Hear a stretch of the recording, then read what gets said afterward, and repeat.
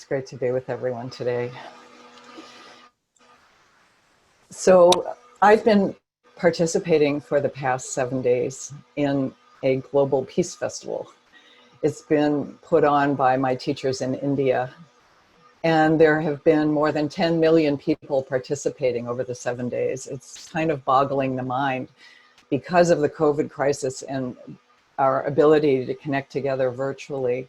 So many more people this year. This is the third year. The first year they had 1 million, last year 2 million, this year 10 million and counting, actually, because so many organizations were involved.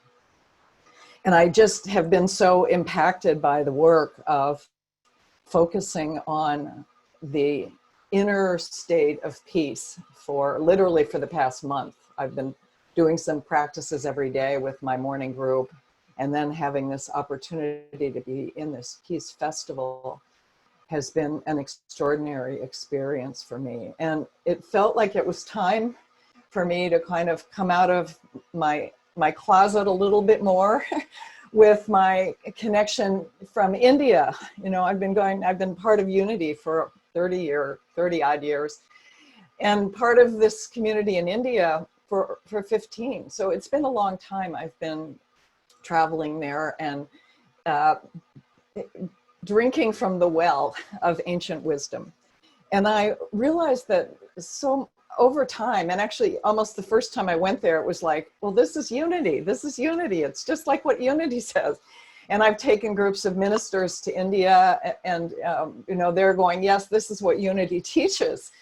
But I thought it might be fun to kind of look at the teachings of unity in the container of what I've been focusing on in the past month about peace consciousness as it relates to where we are in the world right now, with this massive experience of what feels like a lot of chaos and a lot of disruption to what we think of as normal. So what I wanted to do was just look really quickly at the unity teachings. I thought maybe we would have a slide, because I think you have that when you normally do it, but we know these so well, we don't need to have a slide. The 5 unity teachings: one presence and one power, right? God the good, in all, through all, and over all. Second one, if God's in all, through all, and over all, God is in me, God is in you, God is in everything, God is in all life, God is in nature. A beautiful prayer that we had that Hope shared with us today.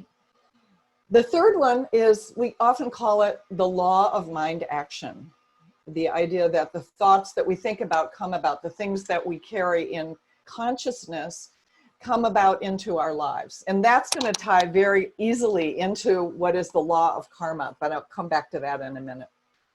The fourth teaching of unity is basically giving us awareness of spiritual tools that we have. We have the tool of prayer, and we have the tool of meditation. And I always think of prayer as my opening up to speak to God, and meditation when I'm in that place of listening and being present to receive from the well. And the fifth teaching is an interesting one. In the church that I used to go to in Marin, we used to say that to know these things and to not do these things, experience these things, is to not know them. In other words, if we have awareness as concept of one presence, one power, God the good, the divinity within me, that thoughts are things, that what I think about comes about in the world, and that I can pray and I can meditate.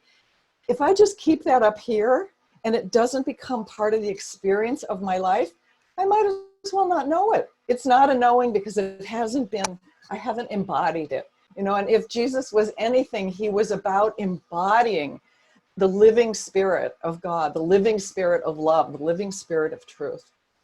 So putting those in that bigger container, I thought it would be really powerful for us to look at these 2 understandings that are very, very Indian, and yet in my world, they're very much a part of the world that I'm living right now. They're very much a part of my experience. The first is the experience of karma. And I think a lot of us have heard about karma, the idea that karma is the fruit of your action. Karma, actually, the word karma means action. But we can think about our life today. What I'm living right now in my life today is the fruit of the karma that I sowed yesterday and the day before and 30 years ago. And the same is true for each one of us. It's true for us as individuals. It's true for us in our relationships. It's true for this spiritual community of unity in Santa Rosa. It's true for the collective. So what we are experiencing right now with the COVID is a karmic experience that we're having as a result of kind of divisiveness in the collective consciousness over probably lifetimes, as a sense of like the chaos of collective consciousness. So just taking that notion that the law of karma is very similar to our teaching, the third teaching in unity of the law of mind action. But I want to take it a little bit deeper than just this sense that the actions and the thoughts that I'm thinking, in the sense that thoughts might be beliefs that I'm carrying, or the words that I'm speaking, or the actions I'm taking.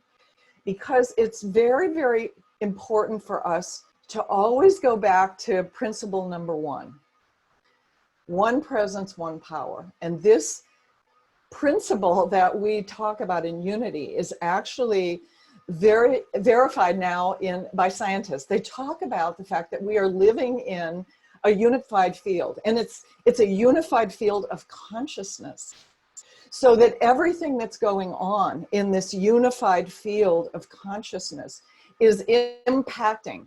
It's impacting us individually, it's impacting us collectively.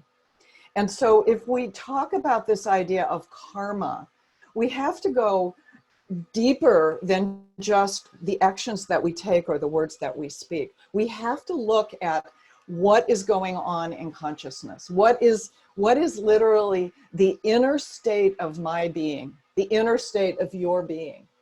Because that is the root that we're talking about here. That, you know, if we think about, there are these trees, they're called hub trees.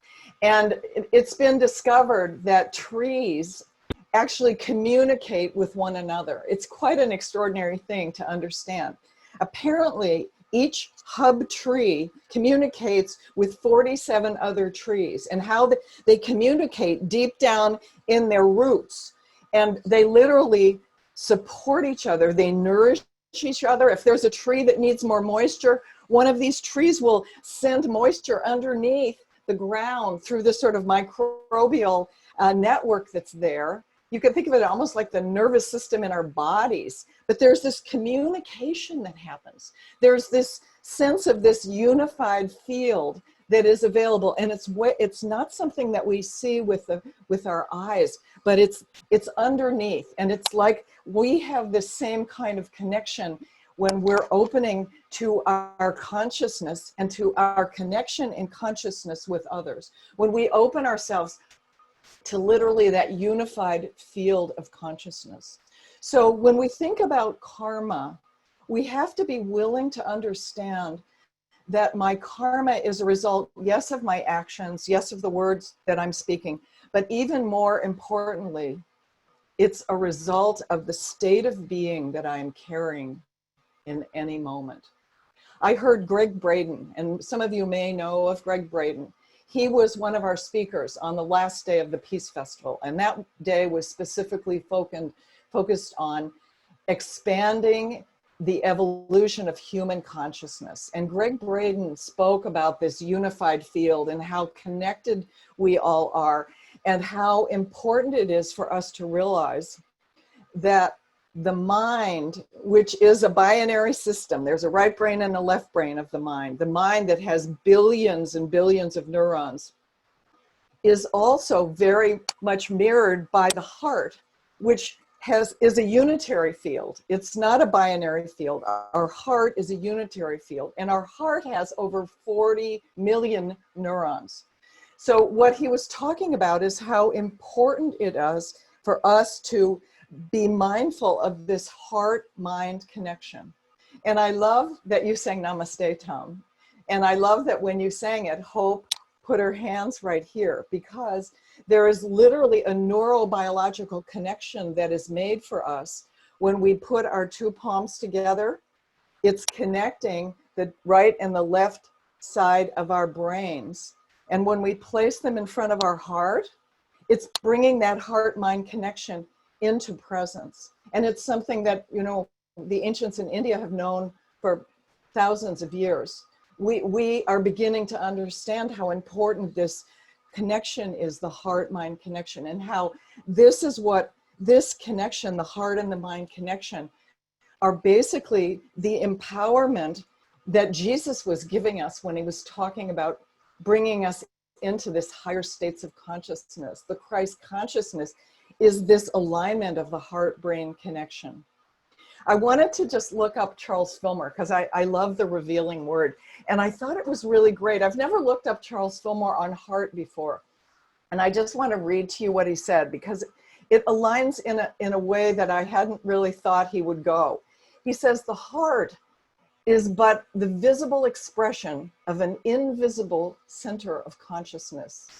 It is the center from which the divine substance is poured forth. The heart is that center where the divine substance is poured forth. So we can't disconnect ourselves. We can't just go thoughts and mind. We have to always be in this place of divine connection and opening the heart, connecting more deeply to the heart, connecting at that level of being. And the thing about that I want to talk now a little bit about Dharma, because Dharma is a really interesting concept.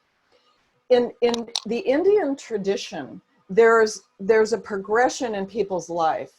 They progress from this initial process of, they call it atta, where you are beginning to build your wealth, begin your stability, put together your family, and then you move into kama, K-A-M-A, which is more of a relational love connection. Then you move into Dharma, and Dharma can often mean the contribution that you're called to make in the world. We can think of it often like purpose. In the Indian culture, it has a very anchored kind of meaning into duty, like duty to family, duty to structure, duty to caste in India, because caste was part of the religious tradition in Hinduism. But so if we look at this idea of Dharma, what I'm seeing about Dharma is this understanding that our Dharma is about our connection. It's about our connection to something greater than ourselves. And when we're able to move beyond those places of, you know, taking care of ourselves, taking care of our family, protecting ourselves, moving into a place of connection and love, and moving into the state of dharmic contribution, what begins to happen is we begin to open ourselves to feel the other. This is very much an experience of the heart connection. And for some of us, it's where we open ourselves to the divine, we open ourselves to God, and we say, here I am, Lord, what is mine to do? I know many of you, like me, I've been in my life oftentimes when I'm like, okay, what's my purpose? Why am I here? You know, I know I went through it in my 40s, and I kind of have gone through it in different times in my life. But that is this longing that we have in order to be of service, to be more connected, to do and to be that which we came here on planet Earth to do and to be, which is in effect our Dharma. And the way, it's an interesting thing because one of my teachers talks about this, and she said so many times, you know, people look for what their purpose is, and they make a list of all the things they like to do, and they pick one of those things. Well, you know, I think that's what I'm going to do. And then they go work really hard to do it. But sometimes it's not sustaining. It's not sustaining. After a while, it becomes rote or it becomes tiresome. Other people do what their parents told them to do. You know, you should be a doctor or do the family thing. Again, that's something that can be very, very challenging for people. What she says we need to do is we need to open ourselves to connect with what's going on in the world. We need to open up to what's around us. And we need to begin to feel into the need of the other. We need to begin to connect from that hard place. It's like the hub tree, the roots of the hub tree. We need to feel what is needed. And when we begin to feel what is needed, we begin to know what is ours to contribute in the world. And we're contributing from a very, very different place when we make our contribution in that way.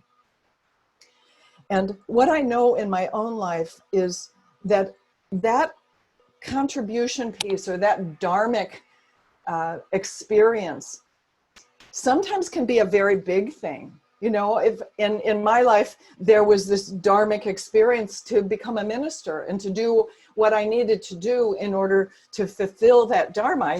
There were certain things I needed to do. But when I got the insight or the inspiration, when that came through, there was nothing in that inspiration that had any sense about, we have to do this, you have to do, there was no strategy involved. There was no mind involved going, oh, that's going to be really hard. It's going to take you 8 years. You're going to have to do that. It was just like, it was so connected into, this is mine to do right now. There's need for this in the world. This is mine to do. And all along the path, whatever would show up, there was an opening there. The divine kind of provided, almost like synchronistic things would unfold. And over time, those dharmic experiences and contributions have morphed and changed in my life. Recently, when COVID came, and I don't have a church anymore, as you all know, but when COVID came, all of a sudden, what came for me was this experience of feeling the need that people had to connect in community, and the sense of being, how disconnected people felt. And I realized, hey, this is something I know how to do. I know how to Zoom. I know how to share meditation with people. And immediately I just said, okay, I'm going to do 2 meditations a day. My mind didn't go, you're going to do 2 meditations a day. You're going to get up every day and you're going to do that 5 o'clock at night. You're not going to want to do anything else. My mind didn't do any of that.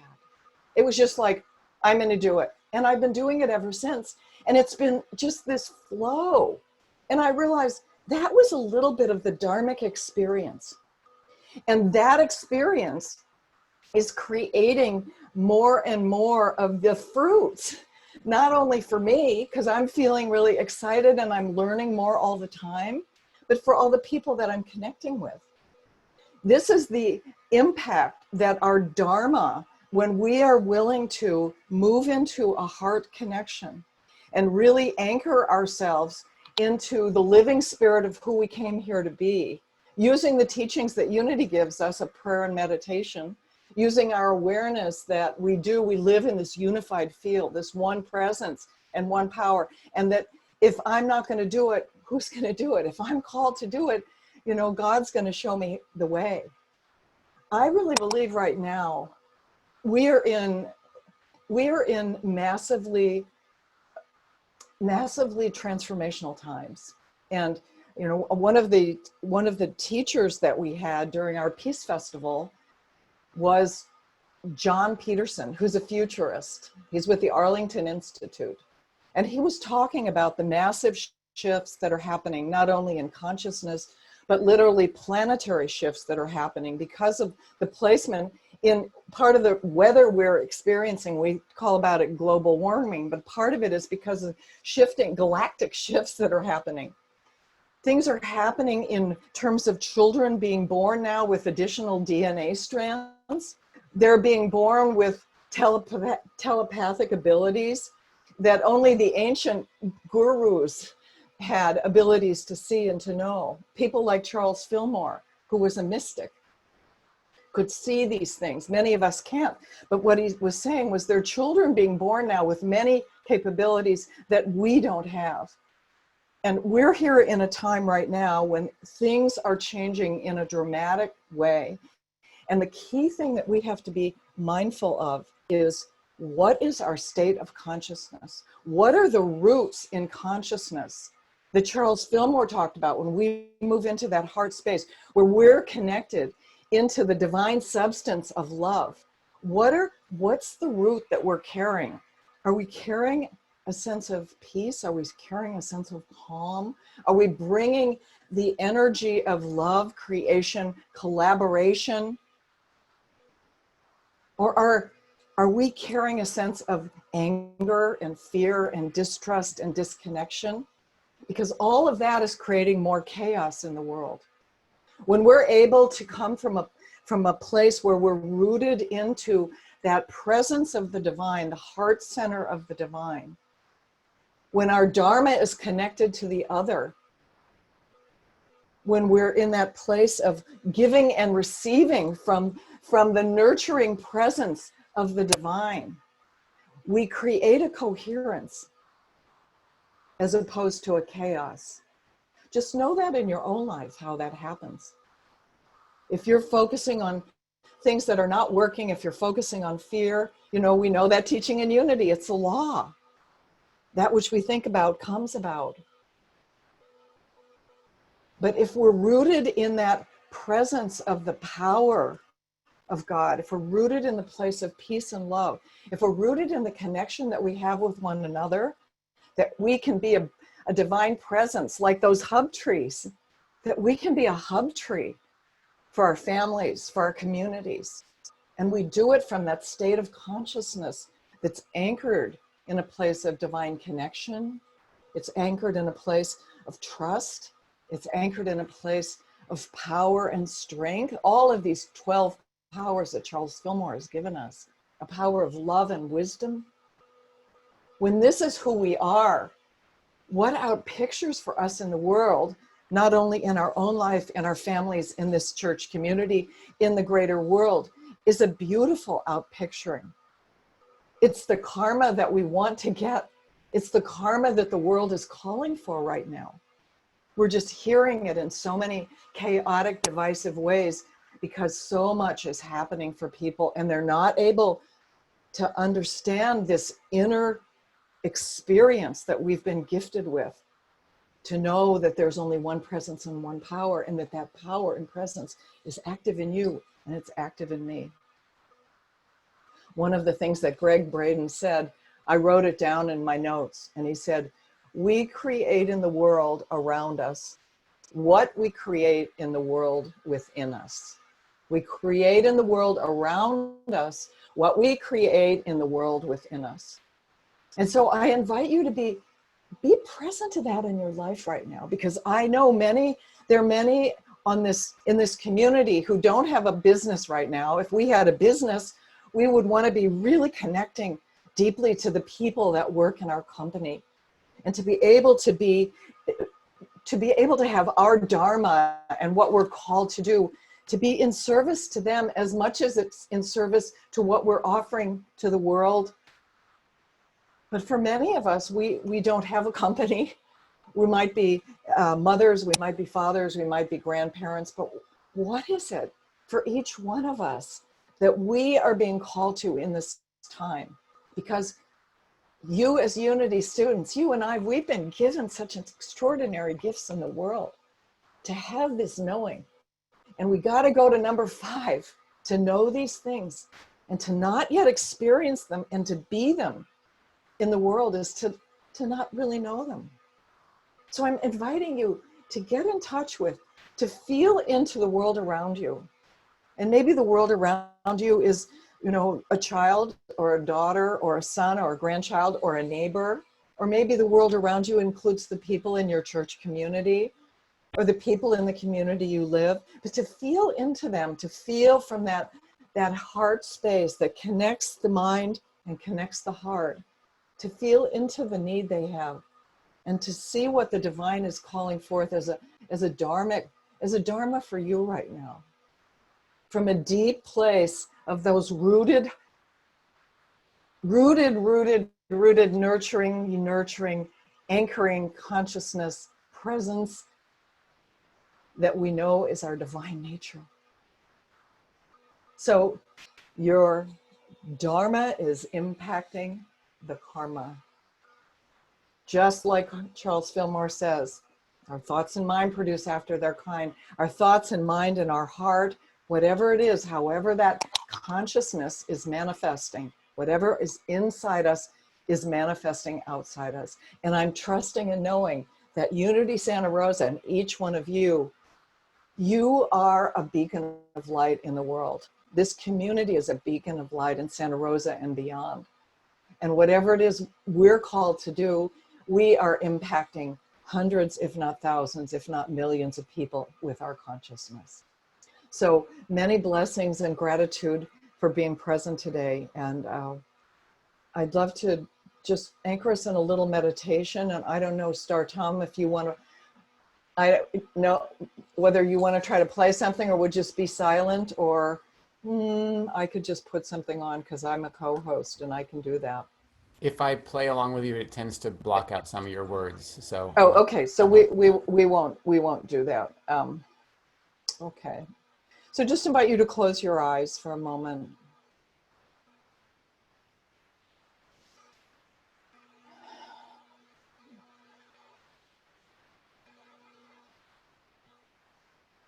And take a couple nice deep inhalations, focusing your attention right now on your heart space.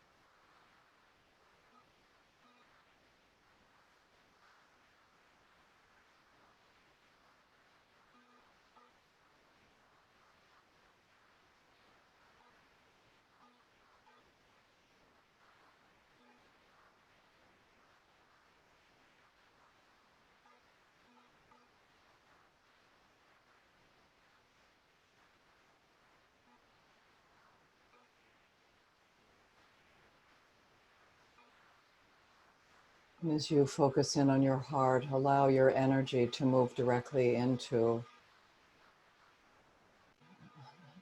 a place of opening more deeply to the presence of God within you.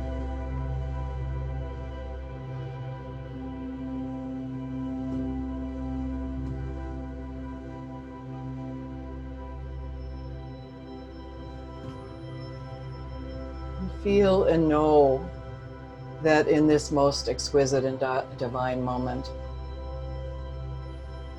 you are a hub tree. Your very presence is a stand for joy, a stand for love, a stand for connection and peace in the world, in your family, in your community. And as you take a moment going within, tune into that inner state, the quality of your inner state of being. Just become aware of what you're feeling, anything you're telling yourself about this moment.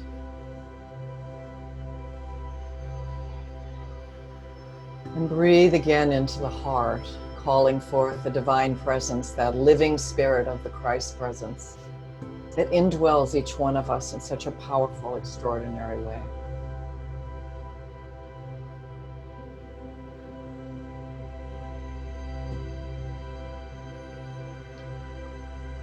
And ask yourself in this moment,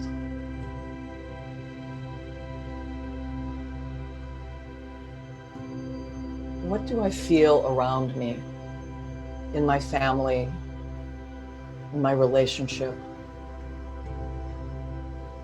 What are those around me feeling? What are they needing in this moment?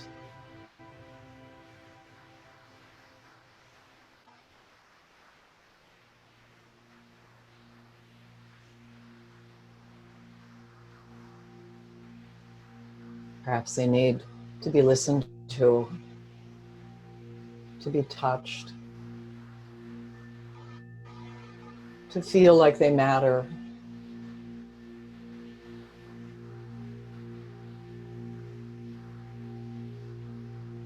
To feel a connection with another person.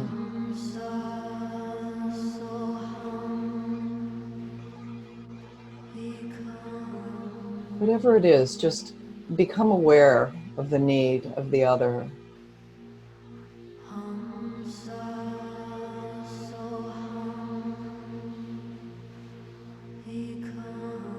ask your divine, ask the God, the living spirit of God within you, if there's some sweet Dharma for you.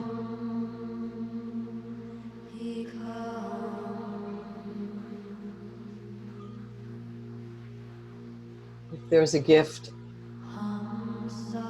that is yours to give in this moment being an expanded moment, a moment that has no beginning and no end, as you're in the flow of God's consciousness.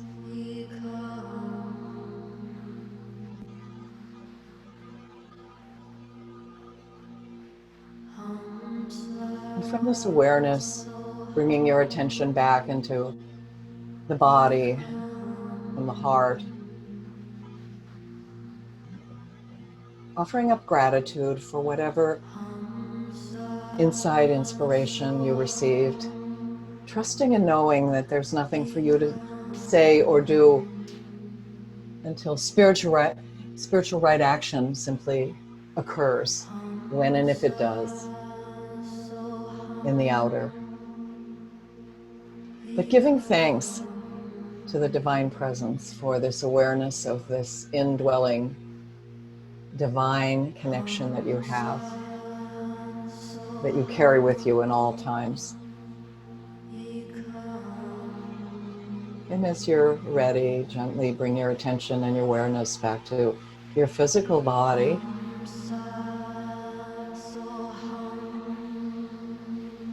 And gently open your eyes as we come back to our service.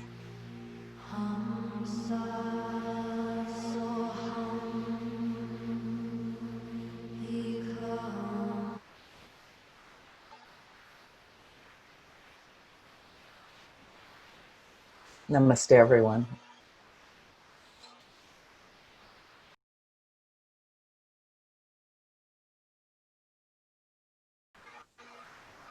So I invite you to feel the strength and the power of who you are in this moment, knowing that you are like the hub tree, that you impact so many people with your very presence, with your consciousness, with that state of being that you hold inside your heart.